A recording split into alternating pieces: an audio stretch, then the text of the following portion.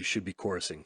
Chorusing is useful in any language, no matter what language you're learning. It's such a powerful technique. To give an anecdote, I met with my language exchange partner, Sarah. It was just sort of on a whim at the end of our session. She was like, oh, by the way, you should watch this movie. And so she gave me a link to the movie.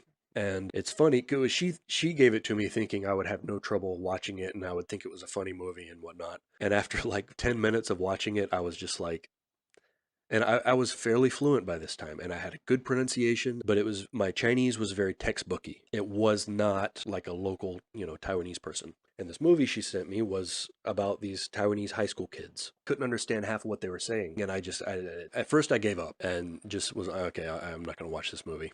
But then I got frustrated, and I was like, if I can't watch this dumb, like goofy comedy and understand it, there's something wrong. And so I ended up chorusing and shadowing. I downloaded the movie and I ripped out the audio track and put it on my phone so I could just listen to it whenever. And I cut it into chunks. So I would go through and listen, and anytime they said a sentence that I couldn't understand on first listening, I would take that sentence and I would chorus it. Me and Sarah, we would meet every week, but for some reason, I can't remember why, we didn't meet for like 2 months. So during those 2 months, I went through sentence by sentence, and if I didn't understand the sentence perfectly on the first listening, I would chorus it. What I found was at the beginning of the movie, I had to do basically every sentence. As I went through it, I was understanding more and more because I was getting used to the way the actors talked, for one, but also doing all that chorusing with because before that I had done chorusing with textbook materials only. The Chinese that I had in my head at the time was textbook Chinese. And doing this chorusing gradually replaced that model of the language, that mental model of the language, with a more native-like one, a more local one, let's say. Because